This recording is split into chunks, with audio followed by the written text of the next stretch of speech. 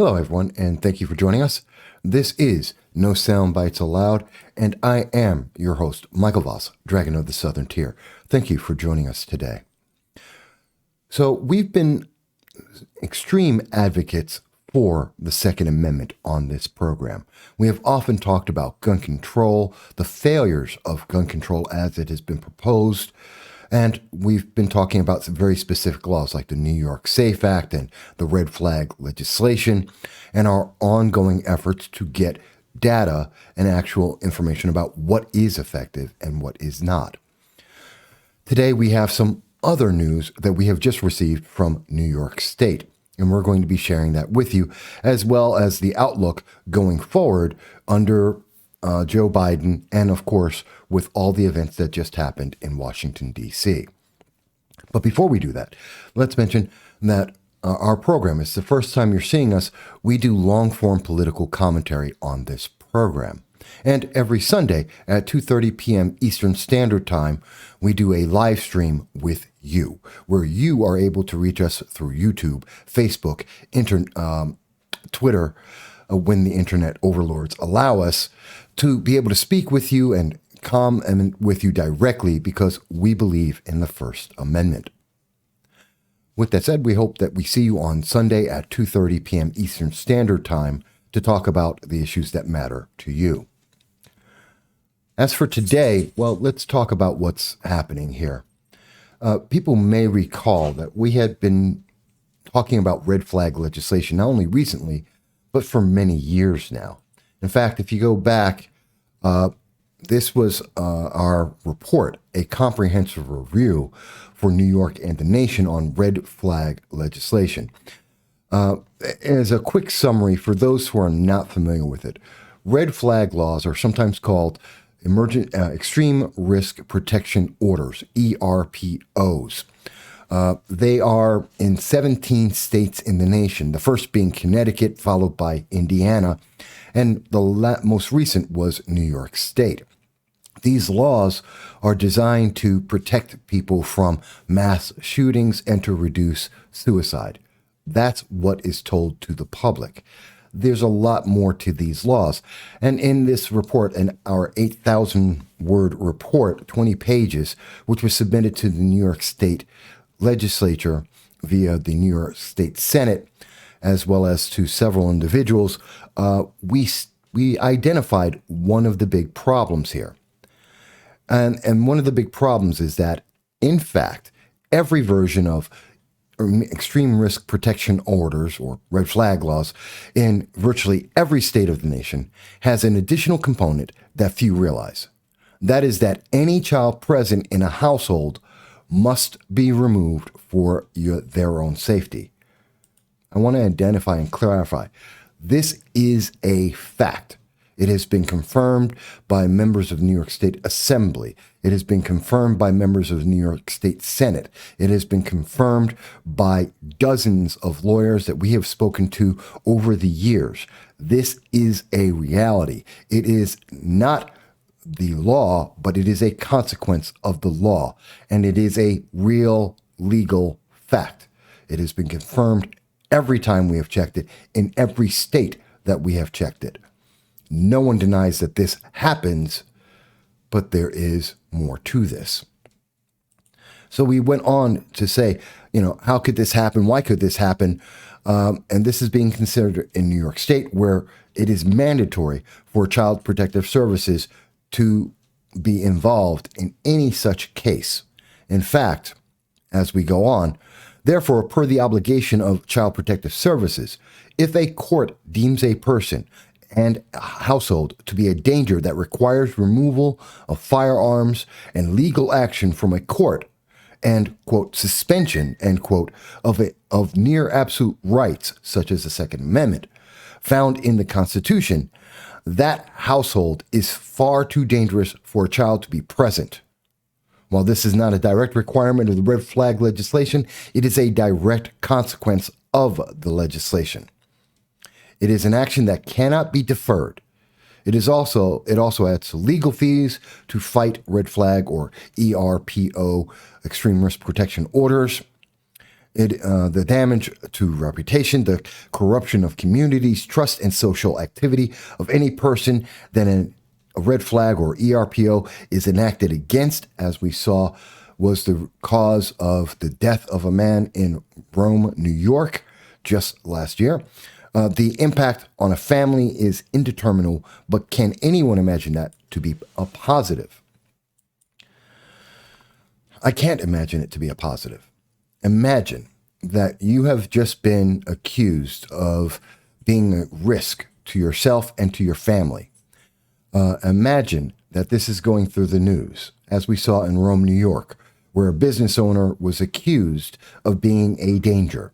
80 guns were removed from his home, and his business, his family, his reputation were dragged through the mud. Not once did he have the opportunity to face his accuser. Not once was he given the opportunity for his day in court. That is the status, that is the core principle of a red flag action. This happens against you without you ever being notified that this is happening, that you have no due process. The Fifth Amendment is completely not just waived, it is ignored. You have no representation in court. You have no defense against this. Your only answer is after punishment has been inflicted upon you, then and only then are you given an opportunity to go to court to try and defend your name. And there is no recourse for that. If you are innocent, if you remain innocent, you may or may not get your firearms back.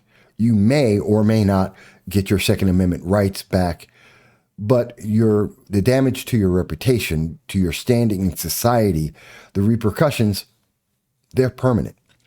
And if you have children, well, that means you're fighting in court to get them back, even if it's proven innocent beyond a shadow of a doubt. This is troubling. Obviously, it's troubling for many people. Now, as we mentioned back in 2018, we actually sent FOIAs to the Commissioner of Department of Children and Families in Connecticut and to the Director of Department of Child Services in Indiana, trying to determine how many times this is in fact happened, how long were the children and families affected separated, the cost to each state for this, and if there has been any lawsuits as a result. The answer in every state we have requested this information from has been the same. They don't know. They don't count. No one is asking for any transparency in this. There is no clarity. So let me say that again. In every state, all 17 that have red flag legislation, extreme risk protection orders, ERPOs, not one state knows how many children have been separated from their families. Every state admits that it is a requirement of the Child Protective Services that this can and probably has happened, but no one knows how many, for how long, or if any lawsuits have resulted in it. Now, as I mentioned, we know this is true for Connecticut, which has had they were the first state to have a red flag or extreme risk protection order. We know Indiana, the second oldest state, also has no records, has no information. And in fact, those states were incredulous that we would even ask this question. Well, we did more than just ask this question. And I'm going to explain why this is important, because we have to remember that according to the Wall Street Journal and many other publications, Joe Biden is in favor. He supports extreme risk protection orders or red flag laws. He wants to make this a national gun control policy. This will affect everyone in the nation. There are, at this time, estimated somewhere around 160, perhaps 165 million gun owners. Some 5 million new gun owners just in 2020 alone. Over 21 million new guns were purchased in 2020 alone. There are roughly 350 million firearms in the United States. Approximately 1 out of 2 people who own 1 out of 2 Americans own a firearm, and each of them own roughly approximately 2 firearms apiece. This affects families in the millions, if not tens of millions. So this is a very important and timely question. So we asked New York State.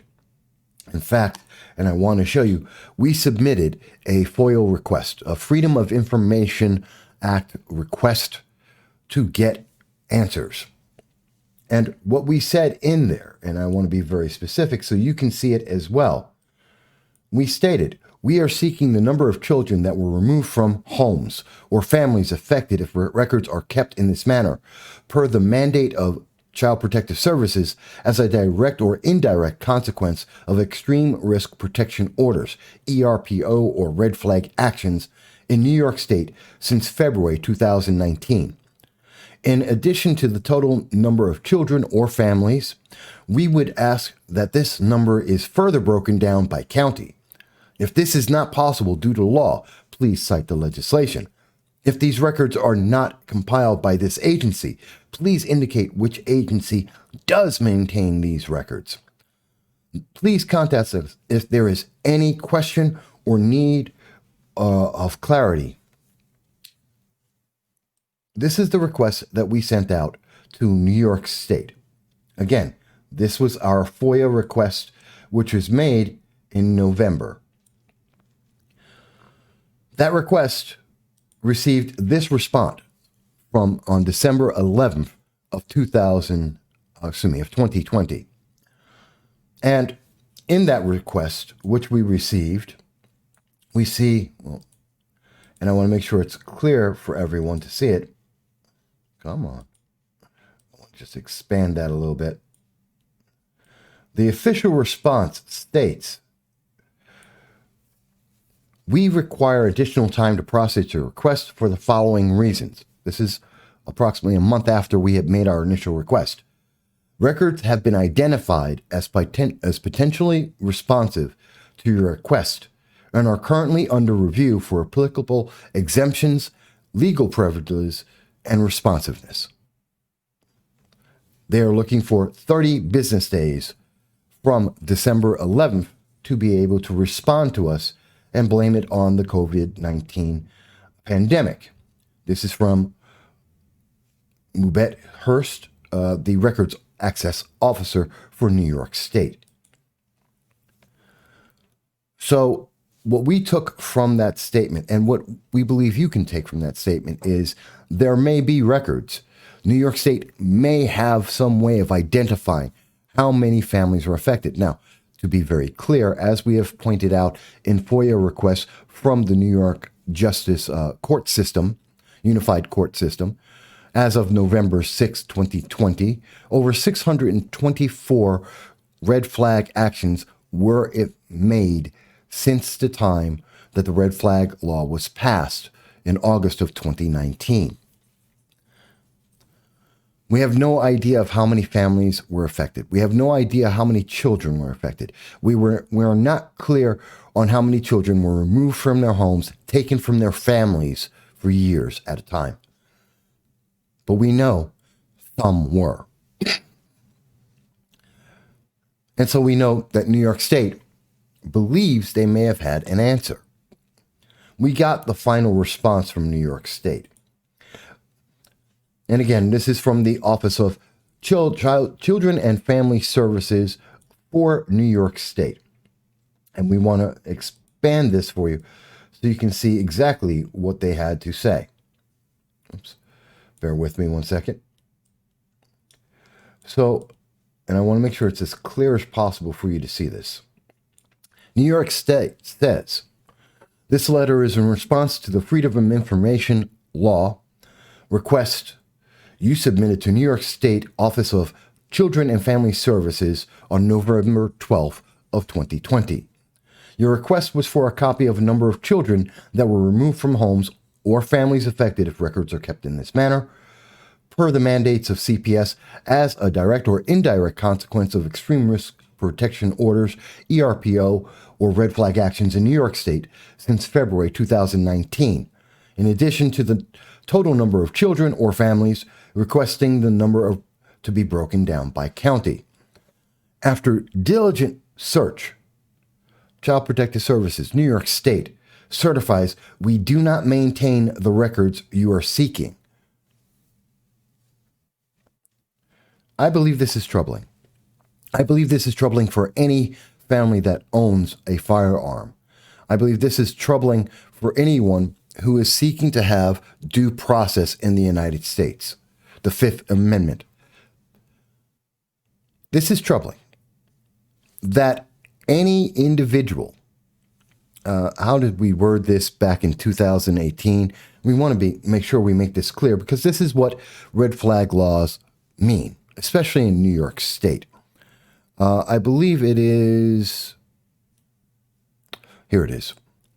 While Bill A11148, which verbatim became law, which verbatim became law in New York State, the red flag actions and laws for New York State, allows for a part-time temporary badminton court coach and potentially almost any member of a school or school system to initiate an extreme risk protection order.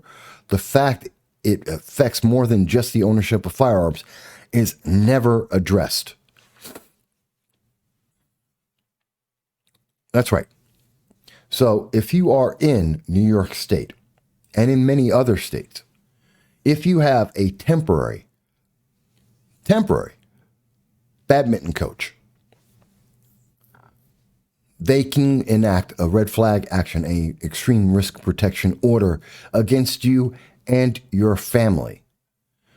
Virtually, there are dozens of individuals that could potentially claim a red flag action against you.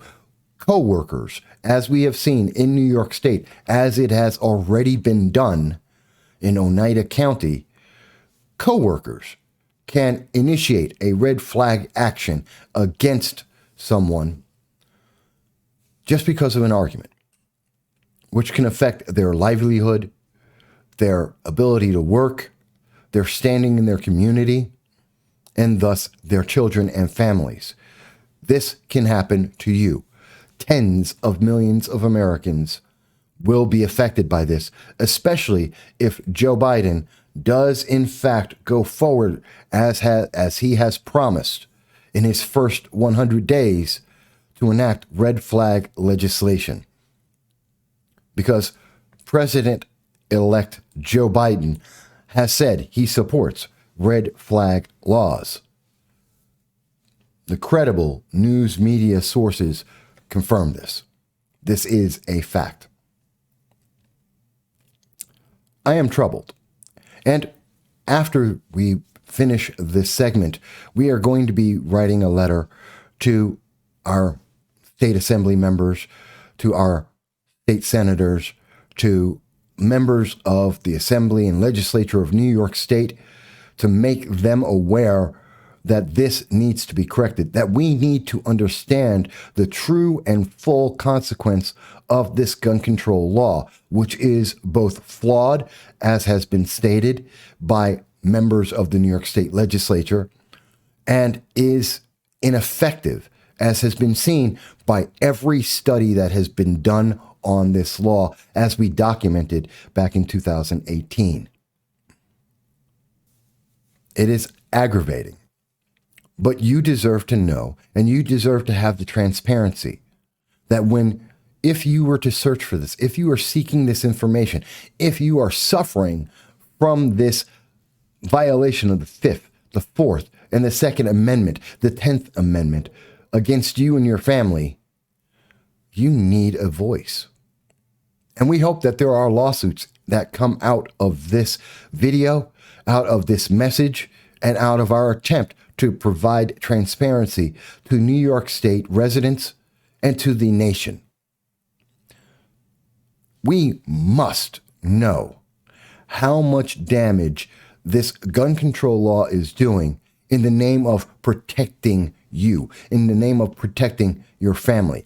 How often do state governments go out and destroy families because of a law that doesn't make people safer? Now, you may disagree. You may have a different point of view. Maybe you believe that it is well worth the number of families that have been destroyed to protect you from guns. Perhaps you don't like firearms. Maybe you don't believe in the Second Amendment. I do. Many people do. 1 in 2 Americans do. And for their sake, we are going to continue to follow this. We are going to continue to provide transparency where the government will not. We are going to continue to fight for you. But we do look forward to hearing your comments. We do look forward to seeing your thoughts. And if you have found this to be useful information, if you found this to be interesting, please like, share, and most of all, subscribe so that we can fight the algorithms, the shadow banning of the internet overlords, and reach more people to let them know about this. Until the next time, until Sunday at 2:30 p.m. Eastern Standard Time, when we will be doing our live stream, we look forward for seeing you again, and we hope that you will be well. Thank you.